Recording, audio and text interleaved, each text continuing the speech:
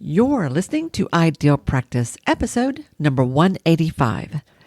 Today, guys, with my guest, Joanna Sapir, we're going to dive into a topic we have never talked about here on Ideal Practice, which is kind of crazy when I think about it, because this is important and it's a good one and you need it. Joanna is going to show you how to take the good work that you already do, look at it with brand new eyes, and deliver it to your clients in a whole new way. And this way is way better for them and also way better for you.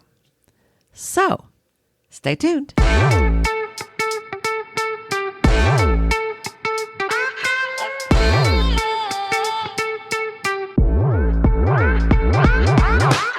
Hi, I'm Wendy Pitts-Reeves, and with over 2 decades of experience in the private practice world, I've built my 6-figure business while learning a lot of lessons the hard way. This is the first podcast that shows you how to apply the principles of energy, alignment, and strategy to build a practice that is profit-centered, but people-forward. This is the Ideal Practice Podcast. Hey guys, welcome back to another episode of the Ideal Practice Podcast. This is Wendy Pitts-Reeves, your host. And as always, I am, very excited to be hanging out with you today. I get such an energy boost from having these conversations and hanging out with you. And today is no exception to that. Today, I am bringing you my guest, Joanna Sapir. Now, Joanna is a business strategist, which means she's really smart at seeing new ways of doing things. And in particular, she worked with holistic practitioners, wellness professionals, people like you and me, especially those of you who integrate multiple modalities, who work with your clients in lots of different ways. Her special ability is helping folks like us set up repeatable systems, processes in their business that serve their clients more powerfully. And this is important. Enroll committed long-term clients and create steady income and cash flow for your practice. And you're going to, there's a lot to this. You're going to hear a lot about this today. Joanna is a teacher. She's been a trainer for more than 20 years. She's moved from the classroom to the gym floor and now working with wellness professionals across the world. Although she originally is from the San Francisco, the Bay Area in California, she is moving around, which you'll hear about today as well. And I've never said this before, but Joanna is a USA Masters National Champion in Olympic-style weightlifting. Yeah, she and I had a lot in common. It was sort of freaky today how much she said that I often say too, but weightlifting wasn't one of those things that we that we had in common. Anyway, she's great, and she's got some really good things to teach us today. She's also the host of her own podcast called The Business Revolution for Practitioners. You'll hear about that as well. I hope you'll stick around all the way through this conversation because we covered a lot of ground, and at the end, she's got a gift for you that will sort of help you integrate some of the things that we've talked about today. And I really do think you're going to be looking at the work you do in a completely new way, just because you've heard this conversation. I know, I say that all the time, but really, you are. You really are. So, without further ado, let's get in to the interview. All right. Welcome back to another episode of the Ideal Practice Podcast. I am so excited about this conversation today for lots of reasons. You've already heard a little bit about Joanna. Let me go ahead and bring her on board. Say hi to everybody, Joanna. Hi, everyone. And hi, Wendy. It's great to be here. Welcome. I'm so, this is no small thing for you to be here today on lots of levels. Let's start with my favorite question, which is, where are you in the world? And that's not what you were expecting. And who do you serve and how do you serve them? All right. Where I am in the world at this moment is in Valencia, Spain. I just landed here a few days ago. I have been traveling. I've been in other parts of Europe for the last 3 weeks, but for the year and a half before that, I was living in Mexico City, and I'm originally from the Bay Area, California. Golly. Yeah. Last time we talked, you were in the Bay Area. and told me you were going to be in Spain today. I'm like, okay, let's do that. Yeah, maybe you didn't even know all that other stuff. Yeah, I was in the Yeah. Bay Area just for a few weeks to see my kids and my family. Love it. So, what I do is I work with wellness practitioners of all sorts, in person, online, manual therapy folks, mental health folks, all different kinds of wellness practices in helping them streamline and structure their businesses for sustainability and profitability, basically to serve their clients more powerfully, and make more money in less time and energy. And we all want that, right? We all want more money, less time, more freedom, and we want to do good work. But you have an approach to this that I don't think my audience is used to thinking about. So let's talk about this. So I talk about packages, but that's not where we're going today. This is something Mhm. very different. Your systems is kind of your thing, right? Yeah. Okay. So talk to me about the way you think about introducing a system around your work with clients. Yeah, around how you work with clients. Yeah. Yeah. So, what I preach and teach folks how to do is create containers of their services into programs and to design programs for their ideal clients. So what this really is a business remodel. If we talk Mm, about business model is a phrase that might describe, yeah. how you sell your services, how you make your money. And what is just completely standard in our industry is that we sell our time. We sell Mm-hmm. sessions. That's what we Mm-hmm. sell, a block of Mm-hmm. time. And generally it is sessions, or like you're talking about, maybe a pack of sessions, but oftentimes a pack of sessions is sort of an arbitrary number. It's something like 10 or 20, right? Just Yeah. sort of made up, but not around anything. It's often discounted. So the whole idea behind the, package or the pack of sessions is to provide some kind of financial incentive. So this is not that. This is instead designing the journey that your ideal client needs Mm. to get from where they are when they come to you to where they want to be, or at least a few steps closer to where they want to be. What is the journey that they need to take? And we design our services to provide that journey. And that's what we are, selling or enrolling clients in. So instead of selling sessions or selling our time, we're selling or enrolling our patients and clients in this journey to get where they want to be. Yeah, this is a completely different way of thinking about things, and this is going to be new to a lot of you. So I want you to really listen as we dig into this, because what Joanna's talking about here is about taking the work that you already do. I love the word container. That was great, Joanna. And structuring it in a way where, and y'all, if you follow me, then you know just a few weeks ago, actually, I did a whole training here on the podcast around your client, your ideal client, what drives them, what lots of stuff. I'm not going to go into that, but it was pretty detailed.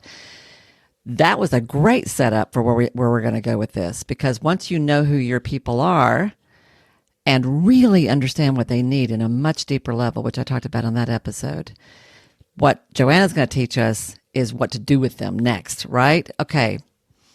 So, Joanna, you said this isn't about. I do talk about packages as a bundle of services, right? And you're right, for some kind of a discount for X number of visits, whatever. But that is very much the dollars per hour, dollars for time kind of idea. So we're talking massage therapists, personal trainers, yoga teachers, all those kinds of folks, and psychotherapists. You're like, let's do something better than that. So, okay. So explain to me, what is a program, and how the heck, if I just see people, I don't know, they come see me an hour a week until they're better. I don't know. I mean, I hope we do end up putting ourselves into that paradigm of like, okay, they're showing up, sort of the client shows up and it's like, so what are you dealing with today? Which is a Yeah. really, like, short-term approach. I mean, when I speak with practitioners, many of them, so as you know, Wendy, anybody who's been in business for a while has had some very loyal clients who have stuck around and come back over and over and been coming over and over. Yep. And with those clients, when you do have people for some stretch of time, you have in your head this sort of plan. You do know, like, where are we going? Where am I going to take them here? But much of the time, most of the time, maybe all of the time, that's not been explicit. It's not been vocalized to them, especially if your plans are. I work with a lot of acupuncturists, and like they'll Hmm. tell me, like, oh, I totally know what we're going to do. I completely know, but they're not laying that out for their patients. And so this is looking at what is that plan? Like, what does this person need? What does this person need to Hmm. understand? There might be education involved in there. What does this person need to believe? There might be belief shifts needed. What does this person need to do? There might be practices outside of the sessions that they need to be doing, right? And what do they need to receive from you? Like, there's so many different things. And probably because you, like me, work with so many different kinds of practitioners, all of you listening, I imagine I know my people. I know practitioners, and they continually invest in their own learning and in their own professional development to help people more and more. Yep. And what that often does is bring people into different modalities than they maybe necessarily began with. So people end up with multiple modalities that are maybe not super different from each other, but are sometimes unknown kind of things, you know? Different ways of getting at the problem. Exactly. Yep. And the mistake that many people make is they'll start to be like, "Oh, well, now I'm a, somatic experiencing practitioner." So they'll offer like I now can do somatic experiencing sessions as well as Thai massage or whatever it is. And that's just going down that same trading time for dollars thing. It's also assuming that your clients or patients know what they need, which they don't. They know what their problems are. They know what their goals are. And so They know what hurts. yeah, they know what hurts. That's That's right. usually it. So Yeah. a programmatic approach, you get to bring all of that together. It's not just get to, you do. You do bring it all together. You're Mm. bringing into that container what you believe your person, your ideal client needs to achieve what they want to achieve. And I'll just say now, I mean, we can pause, but I will just say a lot of people will kind of go, but what if I can't promise results? And I just want to note, like, this is not about promising results. This is not Okay. about saying, like, you're going to have, you're going to be cured or fixed or whatever at the end. We all know what, I mean, um, especially in mental health journeys, we all know it is a journey, but you absolutely do know that you can get somebody further along Yeah. and you're laying out for them how that's going to look. What does that journey look like? Where might they be at the end of this container? And then also, you don't necessarily complete with them then. You may have, in my framework, we have what are called front end programs. I'm getting really into a lot of weeds here, but we have front end programs and back end programs. So, front end programs are how people start with you. They're usually more intensive. Um, Depending on the Hmm. work you do, they're often one-on-one. I mean, maybe the vast majority of people listening, their services are one-on-one, but I assume some people do groups. But Mm-hmm. usually that front end program is one-on-one. And it's really meant to, like when you're saying people know what's hurting, it's Mm-hmm. meant to address that hurt right now, right? But then a Mm-hmm. back end program is cool. Let's just say it's a body worker somebody who does physical therapy, physical manual therapies Yeah. of various kinds. Yeah. And their program is meant to, their container is meant to, or treatment plan, you could also call it. Their treatment plan is meant to, yes, alleviate the pain right now, but then get to the root cause of what's causing this pain so we can prevent it from showing back up. Let's just talk about for a second, because Wendy, we're trying to highlight the difference between just somebody coming kind of like session by session and what a programmatic approach is. That's the programmatic approach, is you get to the root cause. You get to spend the time going there. And as I've had clients note, they're like, in the past when I did session by session, let's say in this exact case, somebody doing manual therapies, their patient is in pain, their client is in pain, they always felt like they had to just make that person feel better in the session so that they would come back the next time. Like it was Mm, always just like, just relieve their physical pain right now. hmm. And but that wasn't necessarily the course of action they would take if they knew that they had the person for, let's say, 3 months. What I love about what you're doing here, also, we used a couple words. We said container. You used the word framework. Treatment plan was going through my mind. This is sort of another way of thinking about a treatment plan. I Mhm. actually hate the word treatment plan because that brings back insurance PTSD. Uh-huh. You know? Very clinical, yeah. But that is essentially what it is. And I'm thinking about that when I love what you said about you do know where you're going to take them, right? And that the person didn't always say that. The acupuncturist didn't say it. One of the things I've talked about when you really, really, really know your ideal client is that you know them better than they know themselves. And you know what they need, even when they don't know they need it. So that, Totally. right? So when you said that Totally. acupuncture is like, I know where we're going, but no, I don't lay that out. I do think there's there's a skill to how you would talk about that and lay that out Hmm. because some things you're not going to say up front because it'll freak them out, right? Here's what our problem is. Well, no, actually, your problem is really this, but I'm not going to tell you that right now. But the process, what you're describing, is a series, sort of a phase of development, a phase of the work. Your front end, back end, the intense get in there, get things going versus what you're going to be doing with them later on. And I can see, I bet there's multiple layers to that, probably, right? Yeah. Yeah, Okay. it all depends on the practitioner and what their work is and what they bring. What I help people do, I don't give like templates like here's Yeah. what your front end program looks like. I Yeah. lead them through a series of exercises for them to design that and bring their gifts, right? And so they look all different kinds of ways. I've worked with so many people. I mean, I have people whose front end programs have been a year long and some who are it's 8 weeks long, you know, Mm, some yeah. who it's multiple sessions per week, some who it's, once a month. It's like very, very, very different and based on their ideal clients, Yeah. right? Yeah. And what they as the practitioner believe those clients need to achieve their goals. Yeah. What is, there's so much to ask you. What's the benefit of this? Why do I need to do it this way? What's wrong with just having them show up week after week? Why do I want Yeah. to, why go to this trouble?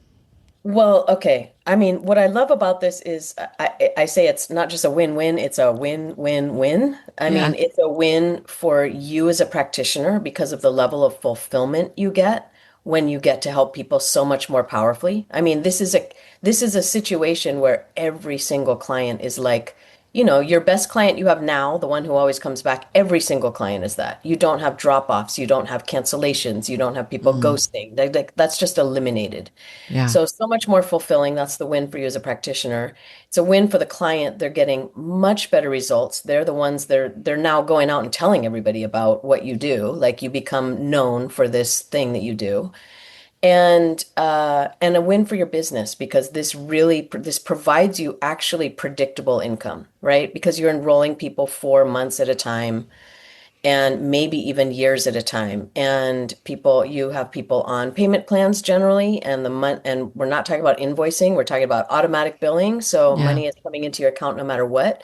It means that you're not dependent on people showing up for their sessions in order to get paid. It means that really you actually can go on vacation and you're still getting paid. We just had somebody in our client community who just posted, I just had my highest grossing month and I was on vacation, you That's a know. cool thing, y'all. Listen to that. Yeah. Um, That's great. so it's really an amazing win, but I do want to back up and just say how I came to this was Yeah. many, many years ago. Um, was I mean, first, I opened a strength and conditioning gym a long time ago with absolutely no experience in business whatsoever and really had to figure that out. And I basically burned out really, really fast, really, Mm, really fast. Like within a few mm, months, like I was already like, oh my God, this is too much for me, yeah. and realized I need to figure out how to make this work. And kind of realized with my own clients, some guy would show up and want personal training, and I would do exactly what we just said. I would sell him a pack of 10 sessions because Yeah. that's what you do, right? And it's like, it was just so arbitrary and random, 10 sessions. It didn't have any guidance to it, right? It's just like, use your 10 sessions. You might say they have to be used within 3 months or whatever, 10 Mm-hmm. sessions in 3 months is nothing. I mean, so I just remember So it this wasn't guy, and intentional at all. It was not sort at of all. It's reactive. like, Right. schedule when you're going to schedule or whatever. And so I just remember this guy totally. I remember this guy coming in, and he was kind of a big deal client. I knew he'd be like really influential in the community. I wanted to do right by him. I wanted to do well. Yeah.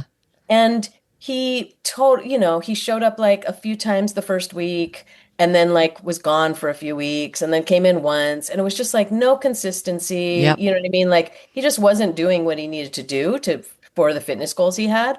But the fact is that was on me. That's because I Mm. didn't design the program that he needed. I didn't give Mm-hmm. him what he needed. I Mm-hmm. sold him this Structure. arbitrary pack of 10 sessions, right? Yes. So that was my Yes. big wake up call. But then really it was me as a client. I was a competitive weightlifter for many, many years. I still am a weightlifter. And so like taking care of my body, taking care of my mental health, I've always been the person who's, seeking these services myself. And I was the client. This is back when I had the gym. So let me explain. After I had really figured out a programmatic approach in the gym and had really instituted in my gym and understood Yeah. like this is the way to go. Like this is how people get results. This is how they're referring you left and right. This is how you have financial stability. Like this is it, you This know? is what works. This is Yeah. what works. I myself as a client, I'm like the client of these amazing body workers, naturopaths, therapists and coaches. And Nutritionist. and they're all Right. selling me these sessions, and I find myself, especially with the body workers, like, so I had a competition schedule. I'm competing like 3 to 4 times a year. And my weightlifting coach, him, I'm with, he knows everything. He's right, he's preparing me for competition, tapering me in time, etc. That's Yeah. what a programmatic approach is, right? Mm. But I go to my body worker and he's like, "Okay, so how's your body feel today?" I'm like, it doesn't really matter how my body, I mean, I could tell you how my body feels today, but what matters is in context. And like, this thing's coming up in 6 weeks. You know where I've been. Like, I want to know that you're Right. on my team preparing me to meet And my you're watching the goals. big picture. You're watching Yeah, all of it. exactly. Yes. And Yes. so it Yeah. was where I started to see like this should be in all this healthcare. Like this is how it works, this is how the Yeah. healthcare works. And Yeah. and so started bringing that approach to others. So I bring that up for the client side of things because so often I will tell, people ask me like, what do you do? Like here I am traveling, right? What do you do? And I say, well, it's very specific. I'm so used to speaking in Spanish at this point. And I say it's very specific. I have this school for holistic health practitioners where I teach them how to run their businesses. And if people are curious, they'll start asking me more. And I explain like this programs. And always they go, that's what I've always wanted. That's exactly what I would want. That sounds Yes. amazing. It Yes. is what clients want. And they don't ask for it because they don't know they want it because, there's this quote from Henry Ford that if I had asked people what they wanted, they would have told me faster horses, right? Yes. So In the true. car, They it's don't know just what they like want. they Yes. don't know what they want. It's just the standard paradigm is, you go to somebody's website and it's you book a session. Like that's all we know. That's all people know. But when you present what they actually need, they will Yes. be excited. The people who are committed to their health and their wellness will be very, very excited by it. It's what they So want. Somebody what on their I what's powerful about this, and I want to talk about how to apply this to psychotherapy because I do think it's I want to hear your thoughts about this, but you're hitting on something really, really, really important here that I do not think most therapists get. Now, I don't know about acupuncture or massage. I don't know if Reiki folks get this or not, but I wouldn't be surprised if it's sort of the same. What you will read on this is a pet peeve of mine, every therapist Psych Today profile or every therapist website is, I believe that you have the answers within, and my job is to help you find da da da da da da da. I do not have all the answers. You have the answers. I'm gonna, and it comes from this place of love and respect, I'm not here to tell you what to do. And I want to say, please tell me what to do, because that's what people are asking for. Please tell me. If I knew what to do, I wouldn't be asking. I wouldn't be calling you. Right. And I think even though we mean well by that, we do not serve our clients by that. They need somebody who knows what to do. And that's what I'm hearing you say here. Like, they don't know what to ask for, because if they knew, they would have already been doing it, right? This is where I say they just know what hurts, right? Mm-hmm. Okay. So, and I also love the fact that you said that even from the client side, that you were like, please, I need more. I need you to, I need to know that you kind of get me here, and that we're not just sort of figuring it out as we go. Okay. Yes. Yes. Yeah. Okay. Yeah. I really do believe that. Like I mean, my own style, my personal style of working with people is to be more directive anyway. And so I learned that a long time ago. People were hungry for that, and it's just kind of how I am. So that was handy. But I myself have worked with people who were like just too passive is the best word I want to come. Like, I need someone who's got some energy and some drive and can kind of say, here's what I think we need to work on. Okay. Thank you. Let's do that. Okay. I'd love to hear, like, how would you apply a program to a typical psychotherapy practice? But heck, let's talk about all of it. Give us some examples.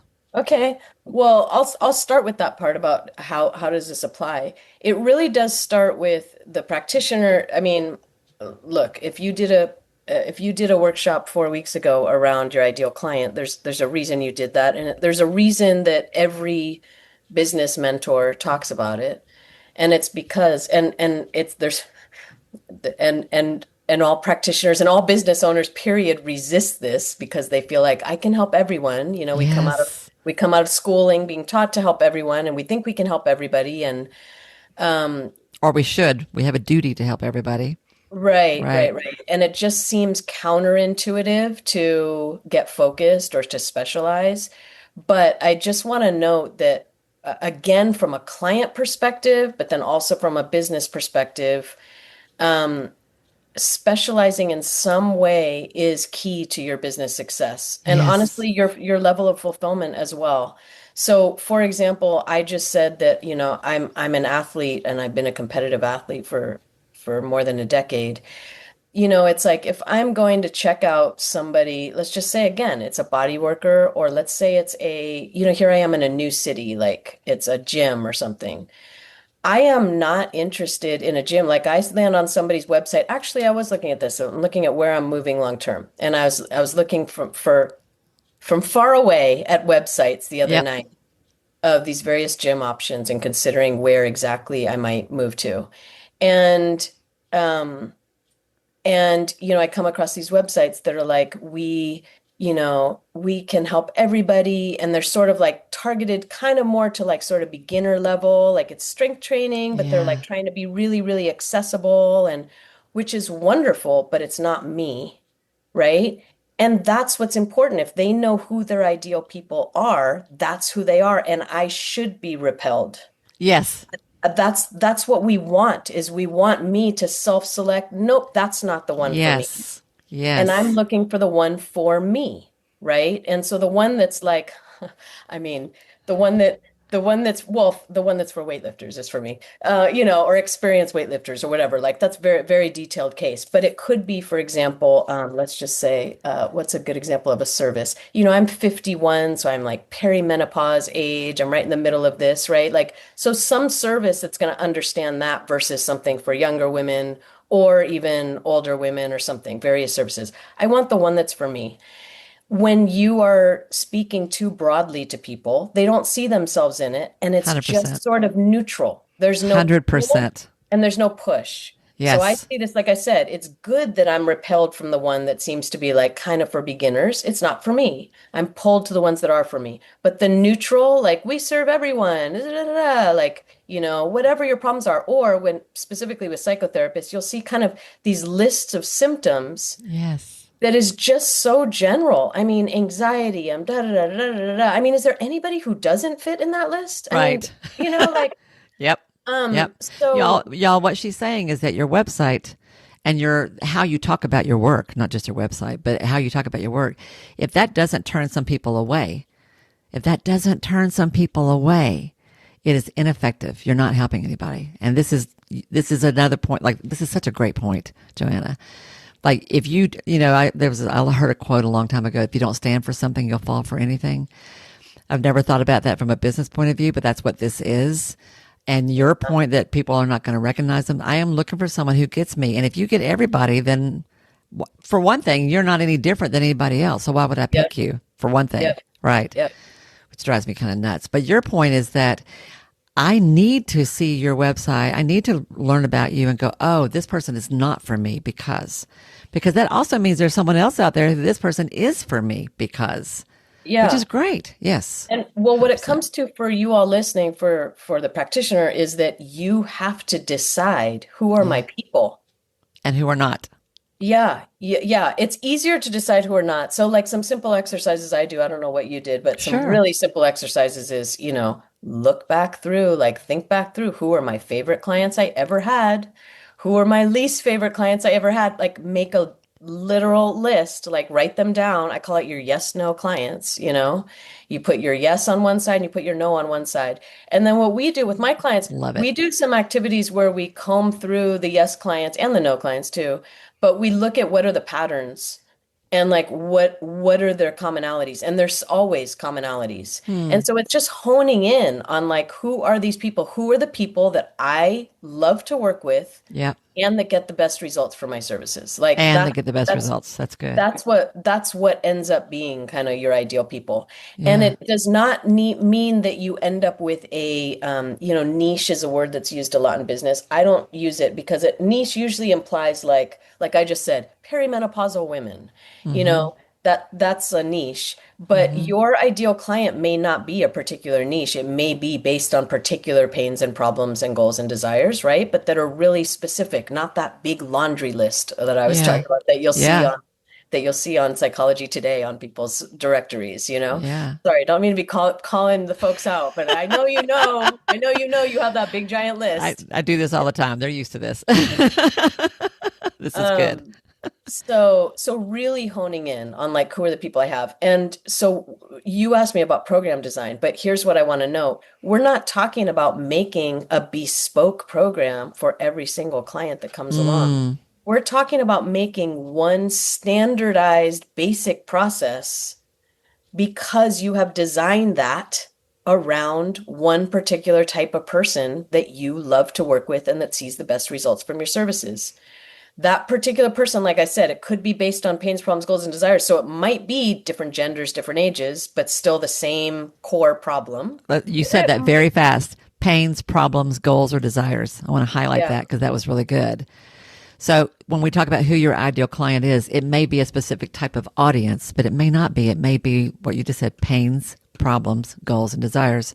Yep. so for program design, you have to be really, really clear on who those people are. Yeah. Because otherwise it just becomes, well, I don't know what they need because it's all different. They're all different. And They're like I all said, unique. not where they are all unique, of course, but what we're Yeah. trying to design is a container within which it's standardized and streamlined, but of course they're individuals. And if you're seeing them one-on-one in different sessions, of course, every single person you're doing some different things with, but it's a same basic process that you're taking them through, right? Again, Yep. this is not like arbitrary sessions. It's what's the journey that you're taking them on. And so when you hone in on who's that ideal person, and again, you can really refer to some specific people and then turn that into like a single kind of avatar. You might have like Yeah. three favorite clients ever and sort of meld them together into a character or avatar. That's a great Um, idea. That's a great yeah. idea. And then you look at, okay, great. And I would actually even go back to records if you have this, is like, what did they come to me with? What did they say? A lot of people I know have, before they work with me, had like intake forms or different kinds of like, they have some data they can look back through and Mm-hmm. notes from an initial session or whatever. Yeah. So that's actually really helpful if you don't, know. I teach a whole exercise that I just want to mention that is so, so key, which is um, in, we haven't even talked about my sales process, but in the consultation that you have, which is my sales process, in the consultation, you actually record their words, like direct quotes. And so you have those, and those are the kinds of things you can use on your website and use in your marketing because the direct quotes of your ideal clients. Yeah. Yeah. So anyway, we go to that. Like, what are they saying, right? What are they saying are their pains and problems? What are they saying are their goals and desires? And then you're mapping it out.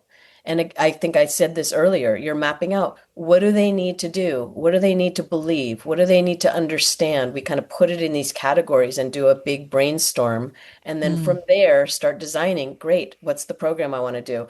It's a mm, very creative process that, like I mm-hmm. said, I intentionally don't give templates for this Yep. because I want it to be really creative and come from the practitioner in terms of what juiciness do they want to be bringing to this, right? Yeah, it's a both And and. Like there is a structure and a process that you go through that you go through with people, and inside that process, there's creativity and what's in and individuality, right? yes, yes, But okay, okay, yes, exactly.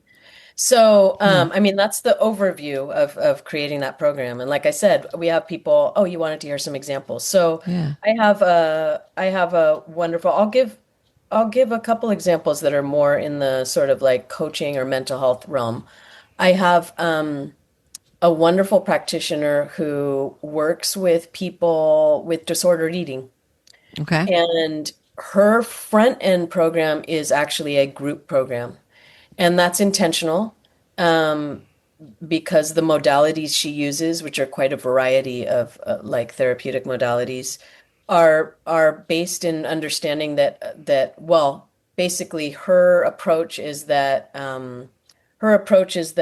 disordered eating is often the result of like little t relational trauma yep, over life, yep, and that healing from that kind of trauma happens in relationship and in community. And so mm-hmm, that she's very skilled at what she does. So these are in small groups, small group cohorts of 6 people, and they work together for 7 or 8 months.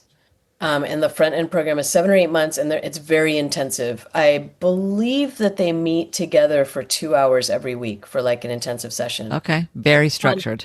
Yeah, on Yeah, top of that, they get once a week one-on-one therapy with okay, a different therapist. Like she leads the group, and then I'll just say she came to me as a solo practitioner. So this is years in, and now she's built a yeah. whole team that's helping to do this. So this is kind of an example of a very big, a It's a robust great example, though. This is program. good. Yeah. And so everybody has a one-on-one therapist as well that's supporting them with that. So that's the front end program.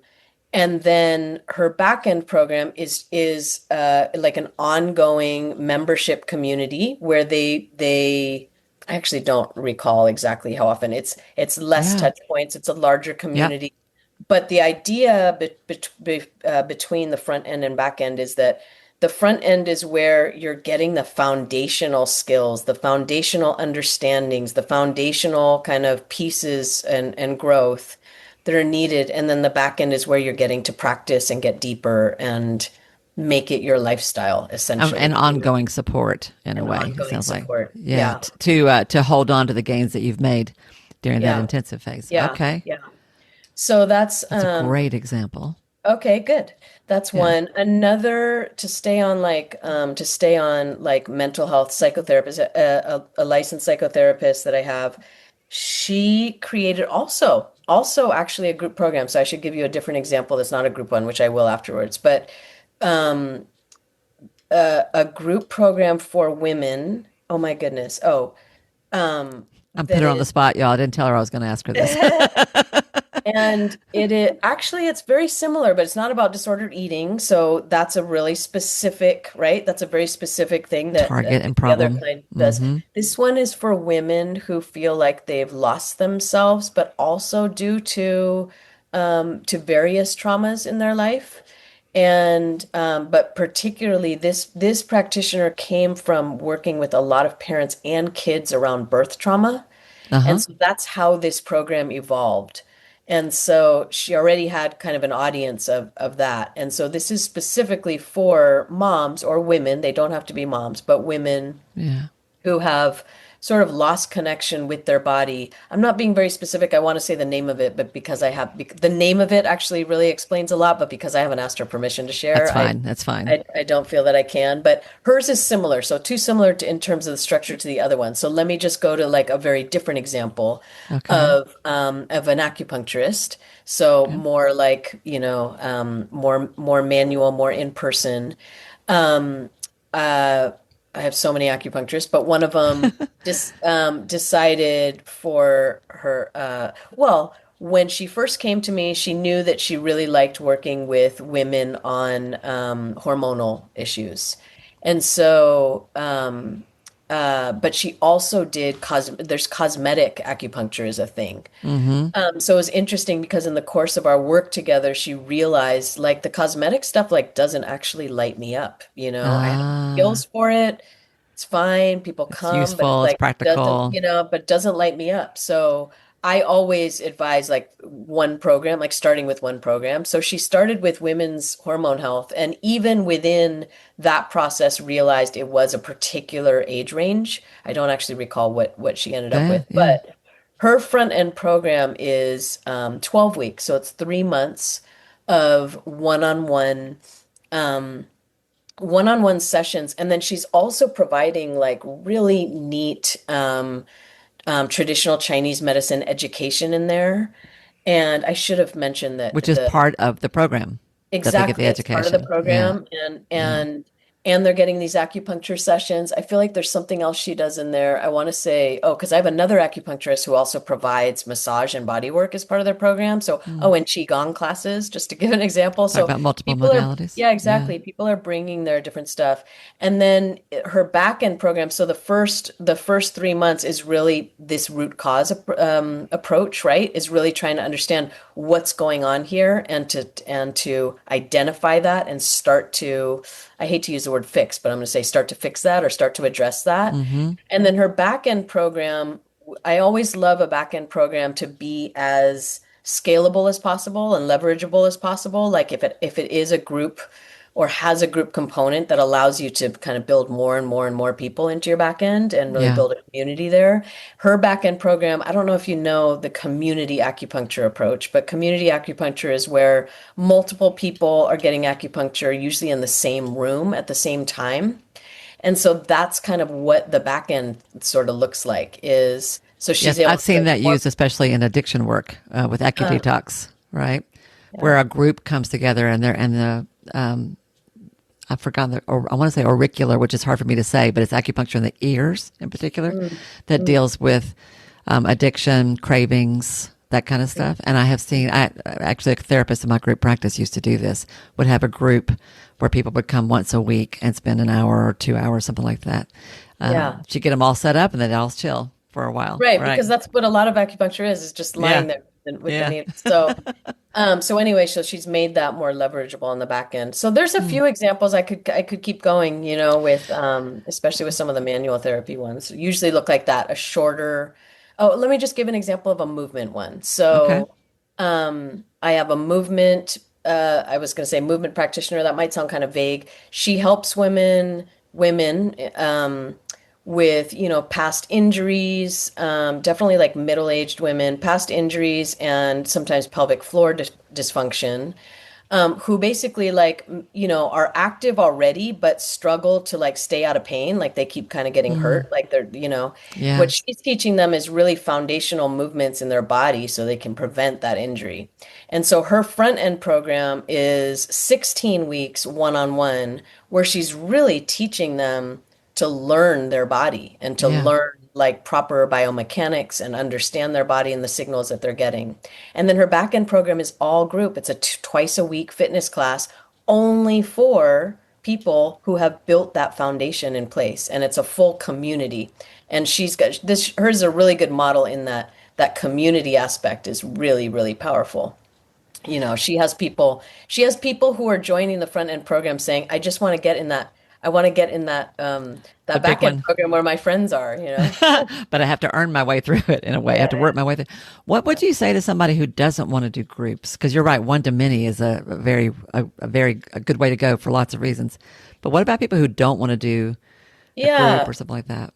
Yeah. It's funny because I have more people who want to do groups that I tell them you're not ready to do groups than there are people who don't want to do groups. Like I don't ever tell people what they should do. So Yeah. it's not something that comes up. I don't tell people you should do a group. Yeah. It's because they design it that way and they see it. So but I will say that um for the back end program, if you're not if it's not scalable, like you'll always be sort of limited Mm, um, mm. it's just one-on-one services always, you're always going to be limited in what you can offer. So But there, yeah, there's a ceiling to your earning potential if you don't figure yeah, out something else. Yeah. the but the fact is so many people come to me wanting to do group stuff of Yeah. all different kinds. So yeah. So all of those examples were really good, and I want to highlight some of this because we're talking about this quickly, and I want to make sure it lands and that people hear what you're saying. Y'all, if you what you're, we've talked on here on Ideal Practice over time. We've talked not only about the ideal client, but also, which we come back to frequently, but also the client journey, which is you started off today talking about, Joanna, and what Joanna is asking you to do is to think creatively and more intentionally about what you are already doing anyway and giving it a structure and a name. Hmm. You can, and I say this all the time, like anything, you add a name to it, automatically elevates it in terms of its marketability. It just sounds more official if it has a name, right? Like, I love that you said, Joanna, that you started off your first at gym and had no idea what you were doing. Same thing here. Started group practice, had no idea what I was doing, and I said we need a name to go on the door. We need like nobody at that time had a name for their practice. It was just John and Mary and Sue and Fred who were at that office, right? And I'm like, we need a name to go on the door, and we need a name to go in the phone book. We had phone books back then, so, which was the beginning of branding, but I didn't know it, right? But if you are already, if you think about first, I love that you said the first thing you have to do is get clear about who you serve and what's distinctive about them. And your suggestion about thinking about your favorite clients is a great exercise. What do you love about them? What was the problem they came for? What was the language they used? That's excellent, excellent advice. What are the themes that come out of that? Because that will tell you something about what you love doing. There's a reason why you love those people. But then where I hear you going is, so what do you do with them? Where do they start? What do they come in thinking the problem is? Hmm. What are they doing that they think is the right solution but isn't? Hmm. Right? What do you need to learn about them and understand about them in order to be able to help them better? And what are some basics you're going to be teaching them? They may Hmm. not be ready for it in the very beginning, but you're going to be teaching them that. Am I Hmm. getting this right? Yeah. Yeah, yeah. So all of this is something you are doing anyway. And then think about, so what's a reasonable time frame? Because people grow slowly. Like this stuff doesn't happen fast oftentimes. Right. Right. Um, what's a reasonable time frame that would give people time to sort of ease through this with you that you see all the time? And how can you put some numbers on that, put some structure on that, frame it up a little bit, right? Hmm. This is not easy to do because it means thinking about something that seems intangible and making it tangible. And I'm speaking from experience because I've done a lot of this myself. It becomes a framework Yeah. for how you do what you do. Guys, I talk about the 7 pillars of an ideal practice. Y'all are used to me talking about that. That's my framework for what it takes to run a successful practice. I have been doing that for 30 years, but didn't know it. And then I had a branding marketing expert who I was working with, who y'all have met, and Michelle Knox, who's also my accountability partner. And she was like, you need to name this stuff that you do with people all the time. I'm like, I don't know what I do. I just do what I do. I don't know. And it is very hard. Like it took a lot of just taking notes. And like you said, Joanna, go back through your notes, go back and look at what people are coming to. What did you do with them? Where did they get stuck? What worked? What didn't? And what are the patterns that you've recognized here that you can now build into a program?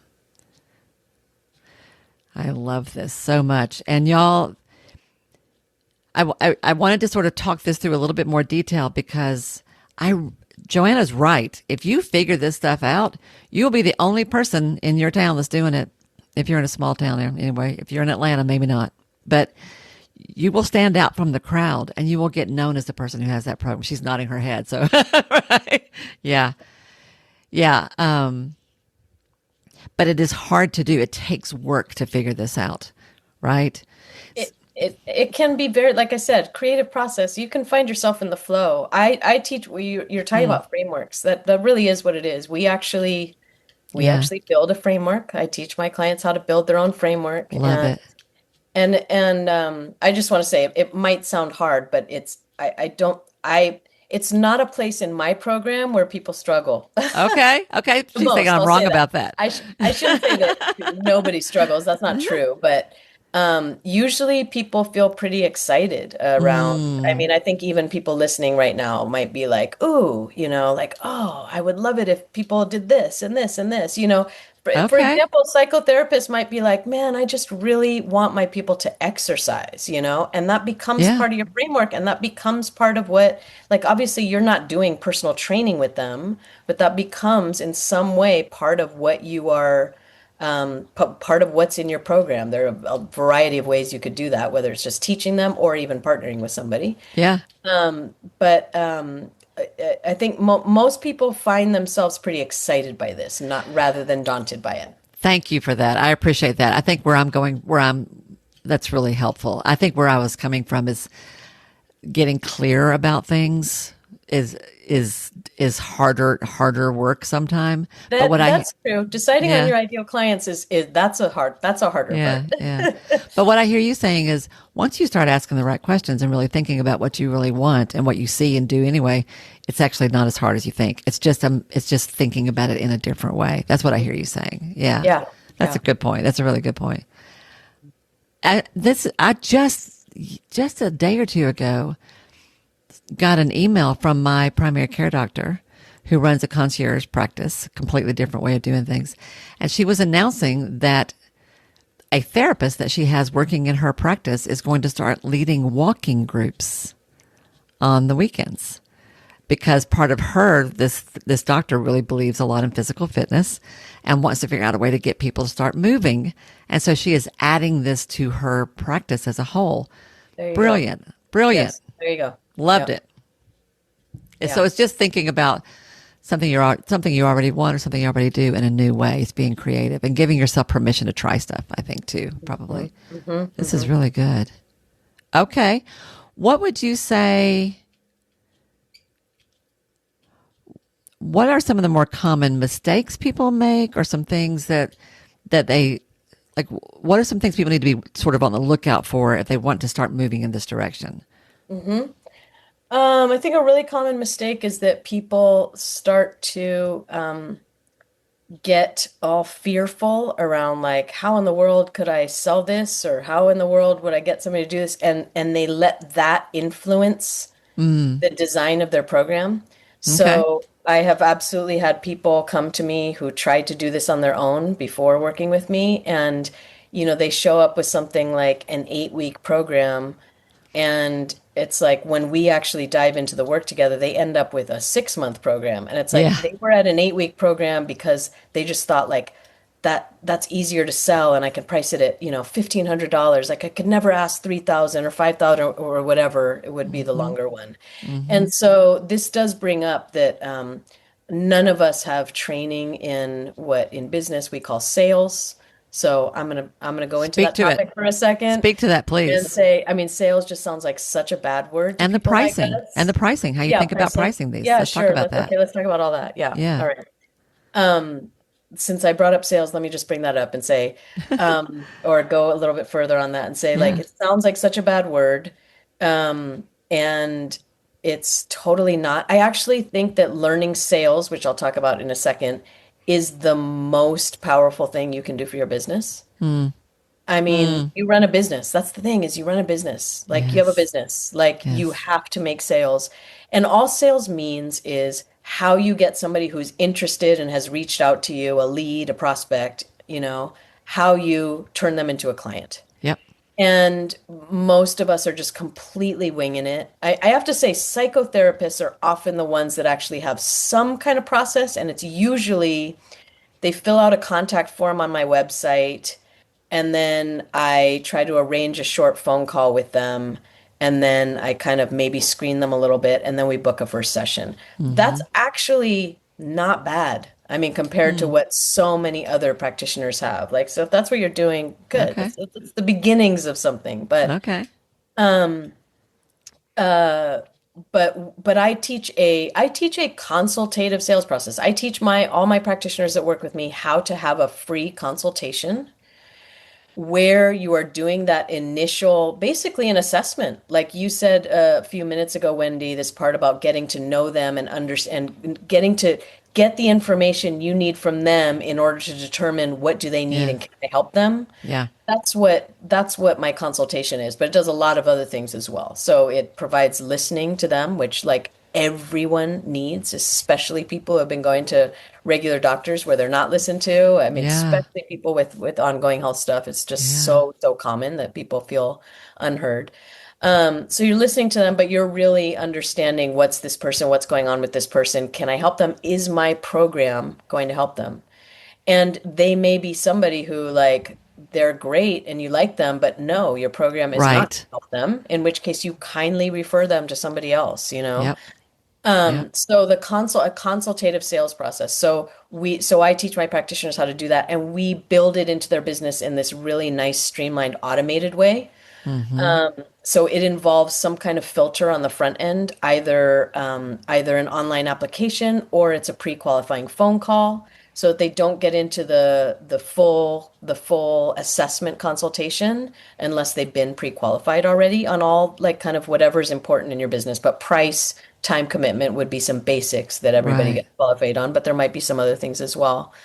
And so just want to say, like, this is not the kind of thing. What so many people do is think that, I mean, psychotherapists, it's a bit different, but other folks, they'll put like their session prices on their website and just book now. Like that is their sales process. Yeah. And that's a really, I don't know if I can swear here, so I won't. A really, really, You can say whatever it's you want to, honey. I'm not it's your mama. really common and it's a really poor sales process. Like that Yep. is that is not what you want. I just want to say like you have no idea the number of people who are landing on your website and not taking action. You have absolutely no idea what's going on in their heads. You're never getting contact with them. You're Mm-hmm. never like Because you haven't even talked to him. you haven't even talked to them. Yep. Why would they want to buy a session from you unless they've been referred by somebody else and like have some trust in it? But if they came to you in some other way through, Google My Business or whatever, Google, like, why would they do that unless they're somehow convinced just from your website? Like, you need to be talking to people and have conversations with them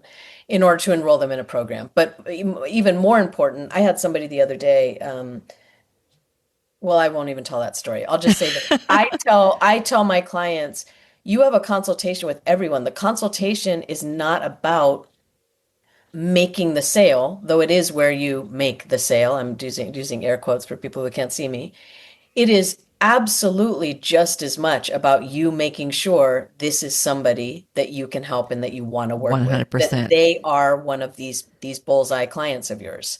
It goes And both ways. You want to right. make sure And they're right for you and that you really can help them. yeah, Yeah. and so people will Yeah. say like, "Oh, but I sell this without ever having to talk to somebody." And I'm like, "No, you don't want somebody in your program that you've never talked to." Like I would never ever me personally, I would never I would be just like appalled if somebody showed up in my program and I hadn't already talked to them and made sure that they're a good fit for it and understand Because it how I'm is going to a help them in the program. program. It is a Yeah. program. You're not just signing them up for one visit. It is a Right, program. Yes. right. Yeah. And so the thing that I say to people is even if your sister or your cousin or your mother wants to work with you, they go through your whole sales process. Mm. Like they already know they're going to say yes. That's not the issue here. The Mm. issue is alignment and everybody getting into alignment and understanding what they're saying yes to and you understanding what you're inviting them into, right? You are Yeah. inviting them explicitly into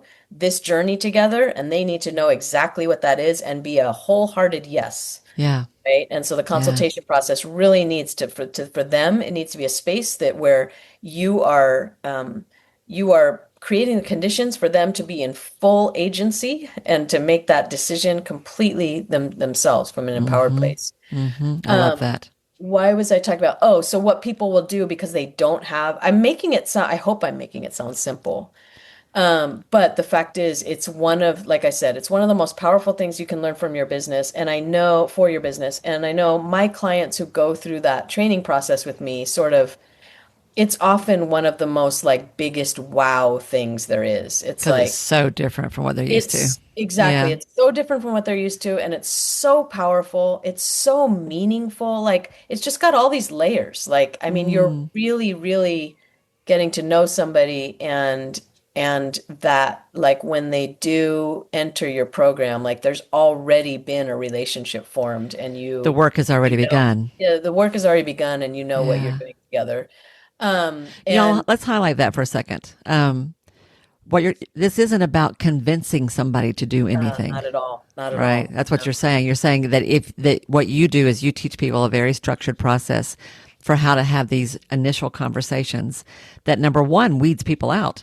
Hmm. First of all, right? That's what pre-qualified means, that they're not a good fit for whatever. And like, I love that you said you may like them a lot, but what they need is not what you deliver, right? So, but once they are more or less, you've sort of done that sort of initial process, then what you're describing is that part of the sales process is initiating a relationship here, which is mutually beneficial, mutually Yes. respectful, and in alignment on both sides. I think this is Yes. really important because I think when we think about sales, we think of this sort of used car salesman idea, that kind of grabby. This power over thing. First, Like, I love that instead yeah, of power two. I love it. yeah, yeah. Yes, and that's not what this is. Absolutely, yeah, That's not what this is at all. And right. also this is where you are presenting what that journey is. You are Yep. laying out for them, this is what this journey is. You're laying out for them essentially your framework, Yeah. right? Mm. And it has to be what you really believe is going to help them. Yep. Like, again, as far as alignment and authenticity, this is like you don't offer that to somebody if you don't think it's what's going to help them. Absolutely. Love it. So that happens there. So this all came, I went down this track because you asked me what are the big mistakes people make. Well, people make these mistakes of kind of making these little short programs because they don't have the skills to enroll somebody in the thing that they really need. So that's one Right. mistake. And the other is just not knowing how to do sales. I will absolutely. So I have a podcast as well where I teach a lot of this. And so I absolutely have people who have like listened to me for, years. They tell me, they're like, I've listened to you for years, and they'll say something like, I tried to make programs and it just didn't work. And like they just kind of like made up these things and stuck them on their website and somehow Mm. thought that they were going to sell themselves or whatever. And that's Yep. just not how it works. Like I would never enroll in somebody's program off a web page. That's just not, you know what I mean? In I should say, a program where I'm going to be working with somebody, Yep. especially one on one. No, like I want to make sure that they understand me and right. And you're using the word enroll Yeah, yeah. on purpose, which is different than I'm going to buy something. Right, You right. know, enroll. Yeah, Like I was thinking about when you enroll in college or yeah. university, you don't just go online and sign up for a class. You're probably going to meet with an advisor or meet with somebody admissions, go get a tour of the campus, like Yeah, figure out what it feels like. you Yeah. apply to get in. Yeah. Yeah. There's a whole process before you walk into class the first day. And enroll is such a richer, deeper word. It's what I'm speaking. Yeah. That's not language I typically use, but I like it. It's really Yeah. great. There is essentially an application process here. Yep. I mean, it's often even called an application Yeah. in our sales system, depending on the practitioner. So the hidden challenge here that we haven't named yet is that, or you're sort of saying it, you're saying that one of the mistakes people make is they're playing small. They put Mm. together something Yeah. little that Yeah. they think, well, this will be fine. I'll just do this little thing and put it on your website, which is very passive and is not leading. It is not leading. Yeah. You are the practitioner. You are the CEO of your own show. You have to lead this, right? And the kinds of programs that you're talking about, guys, these are higher ticket items. This is a bigger investment, Mm-hmm. which actually they're paying you anyway if they come for an hour a week for a year. Hmm. Hmm.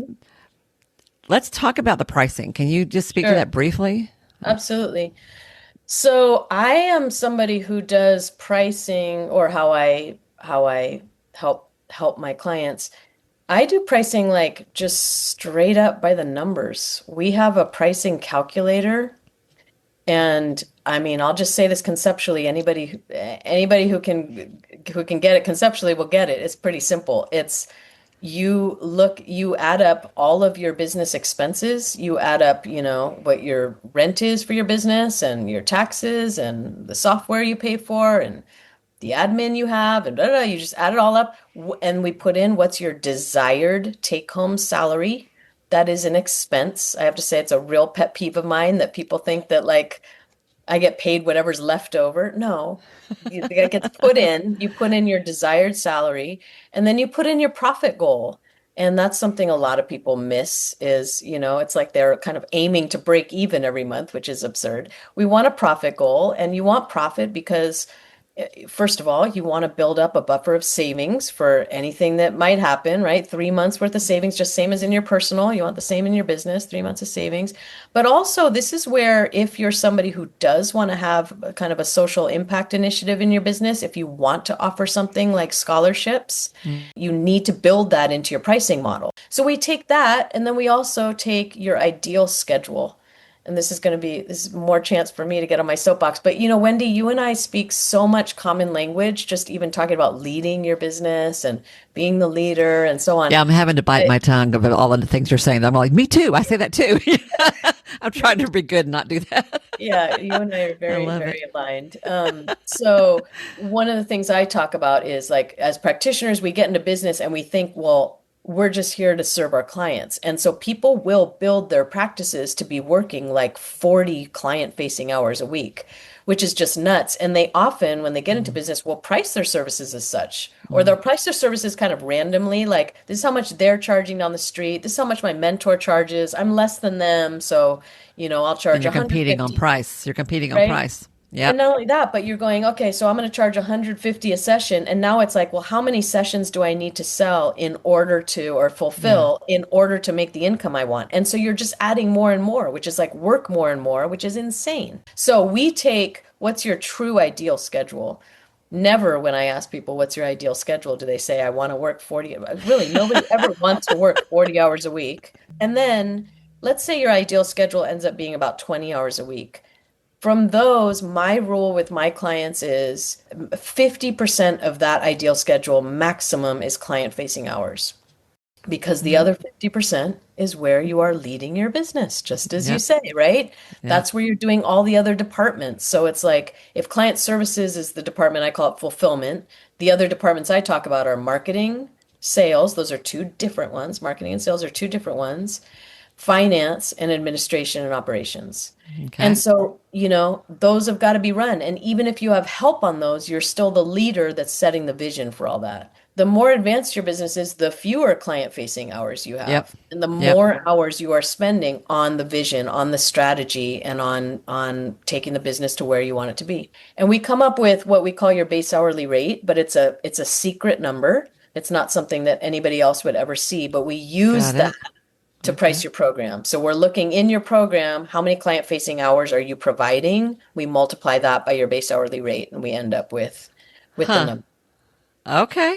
I've seen that general approach in general for the kind of income you want your practice to bring in as a whole, but I've not seen that as a way of determining pricing. That's for a program. That's a whole different way of thinking about it. So that's very interesting. Begin with the end in mind and work your way backwards. I love that. That's what it is. Yeah. That's really great. Y'all, she just gave you a lot. Go back and listen to that again because she just gave you some really, really, really golden information that you can use. Yeah. Joanna, we've covered a lot. This time has gone quickly. Thank you for this. So tell people how to find you. Tell them about your podcast. I'd love for them to know about that. We'll certainly link it below and about how to work with you, how to find you, how to learn more about you. Yeah. Well, first thing is we have a free gift for everyone listening, which Great. is I have a handout for all of your people that is three of our systems, including the sales system that I just talked about, that is Awesome. that lays out exactly how that works in your business, kind of step by step and piece by piece. And so you can find that at My name, joannasapir.com/ideal. I think you'll have Great. that link in the comments, but for anybody listening, my last name is S like Sam, A P like Paul, IR, Joanna Sapir. Yeah, my website is joannasapir.com. You can learn more there about my program. My front end program is called the Profitable Practitioner Academy. That's how people generally work with me. You can read all about that there.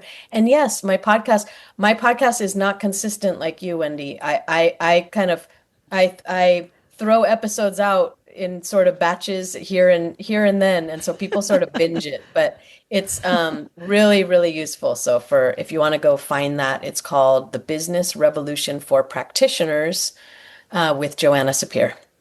Great. Awesome. We will make sure all of that is down below. And thank you for the free gift as well. I really appreciate that. Guys, Joanna's all about systems, and y'all know I'm a bit of a systems junkie myself. So the systems make your life easier. This is how you achieve freedom. What Yeah. she's giving you today is a system for consistent income and a way to stand out in your market, a way to serve more people at a deeper level and make more money along the way. And like, what's not to love about that? Yeah. It's really a great idea. Right. Yeah, and seriously, I've been in business for a very long time and have done lots of different things. And over the years and in lots of different scenarios, I have gone in and out of doing things this way.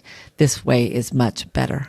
Always, always, always, always. Because I think one of the reasons this kind of thing works, besides the obvious strategic things, is it holds people with you. It keeps them accountable. They come longer. They do deeper work. They get better. The results are much better because you have held them tighter. That's good for everybody. If you're working with a physical trainer, not a physical trainer. A physical trainer at the gym. Yeah. Gyms are not my thing. A personal trainer, that's the word I want. If you find a personal trainer who sells you 10 sessions that you can come whenever you want, like the story you told, the reason gyms make money is because you show up 2 times and disappear. Does that do you any good? No. But if you buy a program from a personal trainer that includes surround support, like you get a massage, you get access to an education portal, you get some kind of a quarterly assessment to measure your progress. And when you don't show up, they call you. Because they need you in the gym, and why aren't you here? And you will be here tomorrow, right? Because you didn't come today. I'll be looking for you. So they push you, challenge you, hold you accountable, and support you in all kinds of ways. Not only are you going to do what you just paid for, because all of that, but you're going to feel better and you're going to make so much more progress. So this is, when you said it's a win-win-win, it really, really is. This isn't about trying to trick people. It's not trying to make money in a bad way. It is trying to serve your clients at a much, much richer level and do it in a way that most people in your industry probably are not. So this is really good, Joanna. Thank you so much for today. I love to close by asking folks, and I want to ask you, is there anything that we haven't talked about? Is there anything I haven't asked you, or anything you just feel called to share that would make this conversation complete? There's really not. I've really enjoyed talking with you. I love how aligned we are and how easy it is to talk to you. So it's just my pleasure to be here. I love that. That's lovely. Thank you. Guys, go check out our website and check out all the other information I'm going to put down below, and go get the handout she's got for you, the tool she's got for you. That'll get you thinking a little bit more. And with that, everybody, I'm going to send you off to do your homework. Start thinking creatively. What could you do that you've never even thought about until today? I bet the wheels are already turning. Have a great week, and I will see you again next week right here on the Ideal Practice Podcast. Bye now. Hey, y'all. If this program has become important to you, if Ideal Practice matters, it would mean so much to me if you'd be willing to take just a minute to do one or two of the following things. First of all, would you follow or subscribe to the show here at Ideal Practice? Following me helps you because you'll never miss an episode, but it helps me as well for all kinds of reasons. To do that, all you have to do is go to the show page for Ideal Practice on Apple Podcasts or Spotify or wherever you listen to podcasts. There, just click on the plus sign that you'll usually find in the top right-hand corner, or click on the word follow that you're going to find somewhere there on that page. Of all the things, this really is the most important thing you can do for the podcast itself. While you're there, it would be extra special if you would be willing to give me a 5-star rating, and even better than that, a review with your own words.